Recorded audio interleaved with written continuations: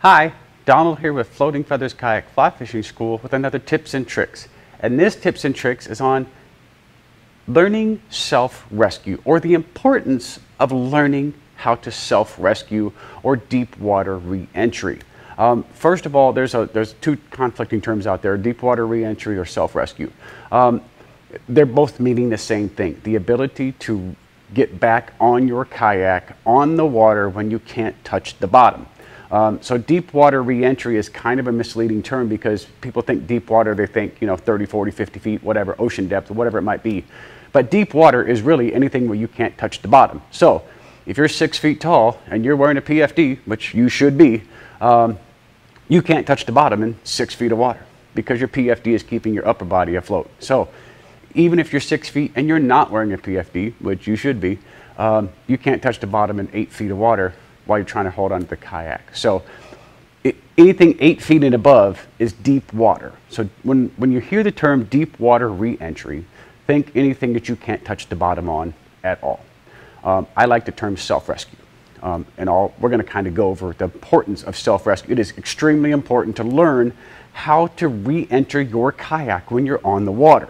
Now, if you are always in shallow water or anything like that, you're just not in anything over 6 or 7 feet deep, you can always grab your kayak and swim to shore, right? You can hold on to your kayak with one arm, doggy paddle with your other arm and swim to shore.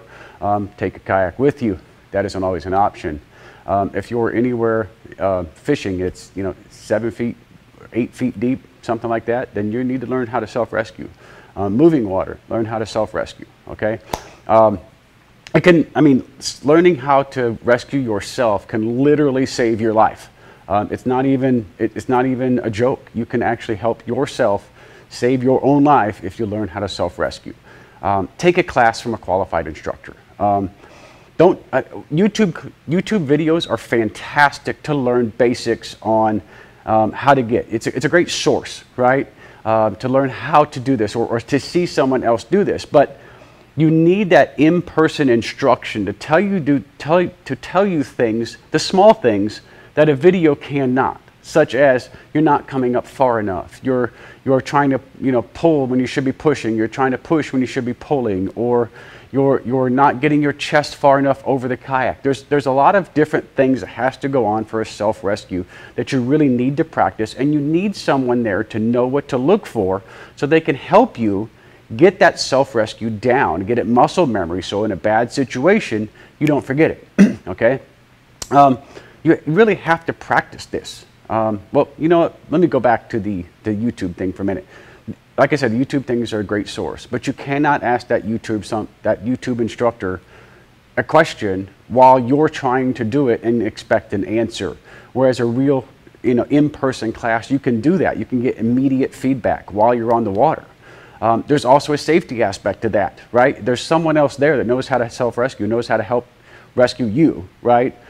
So they can help you get back on that kayak, or there's someone there with you in case you cannot get back on that kayak. They can help you to shallower water or the shore and get you back on that kayak and get you safely back to where you need to be. If you're by yourself trying this, it can be a little dangerous situation, right?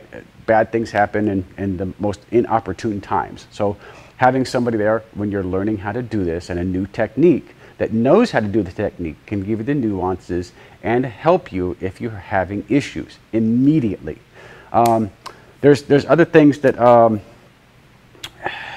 that instructor can tell you, like I said, what things you're doing right, things you're doing wrong, adjustments you need to make. Maybe you're too far forward on the kayak, or you're too far back, or the small things like that. And they'll help you find ways to move your accessories. As kayak fishermen and kayak fisher ladies and kayak anglers, we like to have rod holders and anchors and all these things on the sides of our kayak. And when you're trying to do self-rescue, you're learning how to do self-rescue, you learn very quickly what is in your way and what is not in your way. So that when you're trying to get self-rescue, you keep these in mind. So when you get back in the water and get back on a kayak and start fishing again, you keep those things out of your way permanently, because if you fall off, you can get right back on. You don't have to move those things out of the way to get back on. And unfortunately, YouTube just doesn't quite help cover that. That's something you have to experience.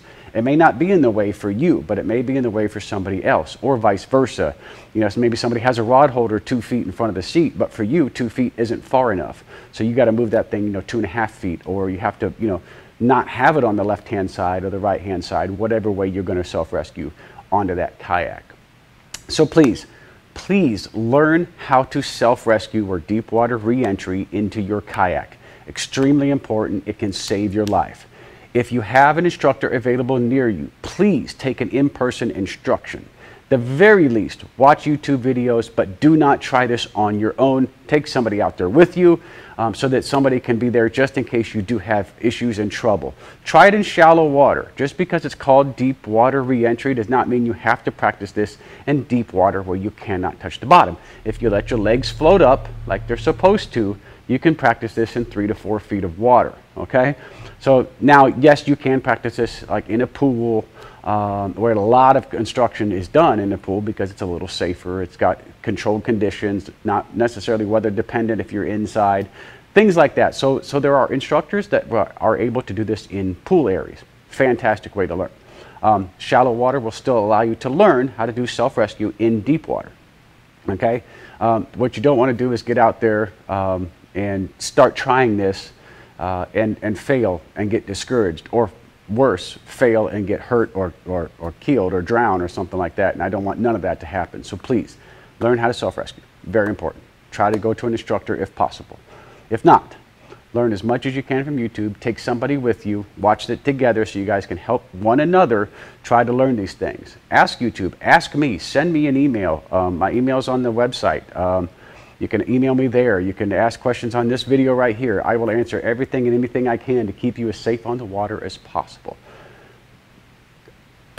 Yeah, that's kind of where I am with that. Learn to self-rescue, please. Please learn to self-rescue. All right. I've been Donald with Floating Feathers Kayak Fly Fishing School, encouraging you with this tips and tricks to learn how to self-rescue. I appreciate everyone watching, and don't forget, every Tuesday at 2 p.m. Central, right here on the Floating Feathers Kayak Fly Fishing School channel, we will have another tips and tricks. Until next time, tight lines and safe paddles.